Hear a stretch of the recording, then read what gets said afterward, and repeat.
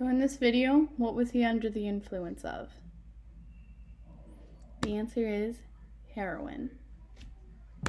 My topic is heroin, and it's by me, Samantha Harris. In these two images, you can see black tar heroin and heroin powder. Black tar heroin is more available on the West Coast, like in the United States, and the powder would be more seen in Asian countries or the East Coast. The scientific name for heroin is diacetylmorphine, and some common street names are Big H, Horse, Hell Dust, Smack, and Thunder. Also, heroin contains chemicals that are very morphine-like that help give it that pain relief effect. The classification of heroin is Schedule 1. It's illegal because it has a high risk of addiction or abuse. It's considered the most dangerous, one of the most dangerous drugs according to the DEA, and has no current medical use. The origin and history. Heroin is a substance made from poppy plants, and it can be found growing in the Southeast and Southwest Asia, Mexico, and Colombia. It can be a white powder, brown powder, or a sticky tar substance, which we saw in those images. In ways that it can be used is injected, sniffed, snorted, or smoked. And sometimes the heroin is mixed with other drugs like crack cocaine, and this would be called speedballing. It's to kind of give a higher high or a better high and make it more of a potent drug. Which of these is not a form of heroin? Black tar, tablet, brown powder, white powder. The answer is B, tablet.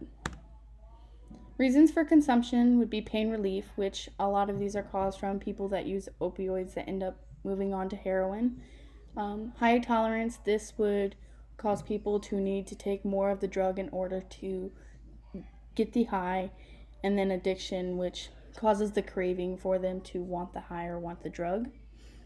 So how it's accessible is that it has a very, very low cost, and it's really easily available because it does come from a plant.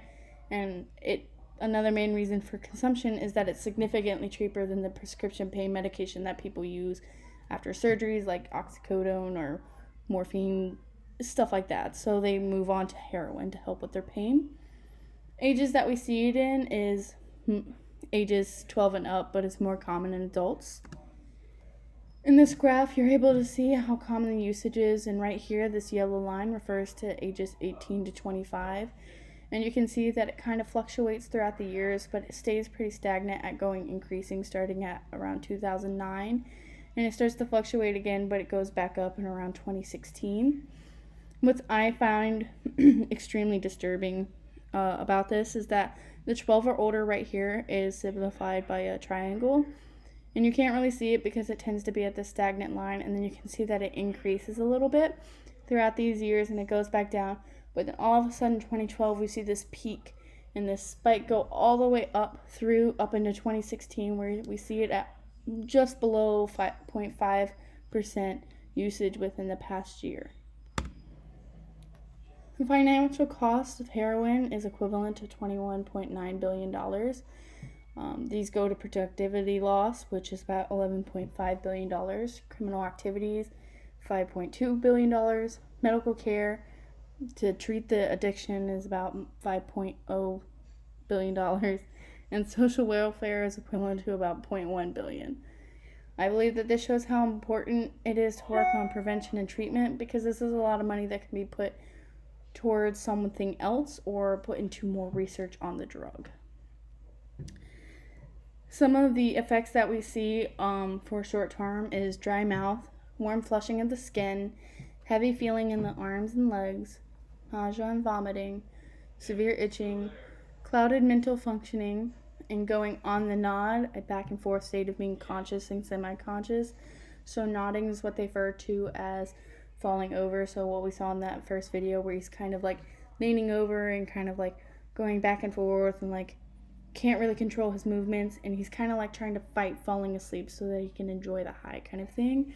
You can also see this when people are trying to answer questions. They can't really comprehend what you're asking them, and it may take them a while to be able to answer. Some of the long-term effects that we see is insomnia, collapsed veins for people who inject the drug, damaged tissue inside of the nose for people who sniff or snort it, which this is not a very common way of using heroin. It is mainly used as an injectable. You can also have an infection of the heart lining and valves, abscesses, constipation and stomach cramping, liver and kidney disease, lung complications, mental disorders such as depression and antisocial personality disorder. You can also see manic bipolar within these, which are pretty similar. Sexual dysfunction for men and irregular menstrual cycles for women, because it kind of destroys the ovaries. Which of the following is a short-term effect? Clouded mental functioning, mental disorder, sexual dysfunction, or stomach cramping? The answer is A, clouded mental functioning. That means slowed down traffic at businesses like Rollerama, open since 1962. It's just running the neighborhoods down, running the business off, running the people who would spend money here, who are trying to do good here, running them all off. Trouble at the regional pharmacy chain, in the parking lots, and inside the stores. It's difficult to hire employees. It's difficult to find people who can pass the drug screens. Needles scattered in the parks. We've found them in the past. We've found them in the playgrounds, different things. Bathrooms, edges of parking lots, boat ramp. I mean, the flood water brings a bunch of them in down there, believe it or not. Needles clogging stormwater catch basins and threatening sanitation workers. They may actually have to physically reach down and pull debris out. We use a needle-proof, cut-proof gloves to protect our employees from being stuck.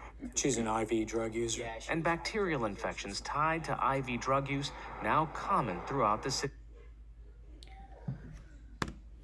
After watching the video, where can used needles be found? Parks, bathrooms, boat docks, parking lots, or all of the above?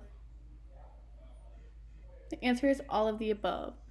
Bathrooms tend to be one of the most common places for these needles to be found, and parks tend to be more of the most dangerous place for them to be found, because there are many kids that are in those kinds of areas and they may not know what they're trying to pick up.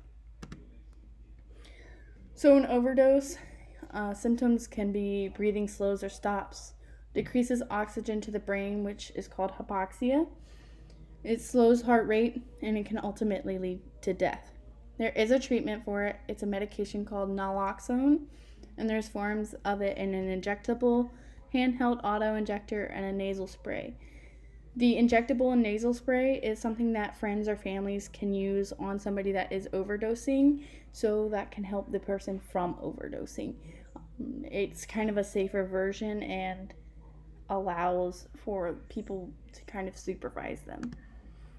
So what forms of naloxone are not available? Injectable, liquid, auto-injector, or nasal spray? The answer is B, liquid.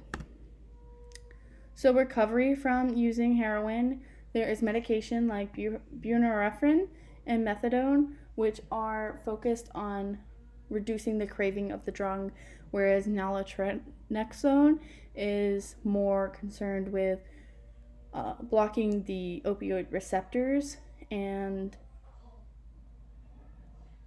kind of blocking those pain receptors. There are also behavioral therapies like cognitive behavioral therapy, which modifies the patient's drug use expectations. And then there's also contingency management, which provides motivational incentives to help cease using the drug. Some extra facts on it is some states allow pharmacists to give naloxone without a prescription. Also, HIV and Hep C are commonly transmitted diseases due to users sharing used needles.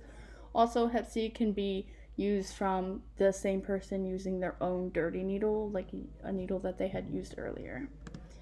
And these are my references.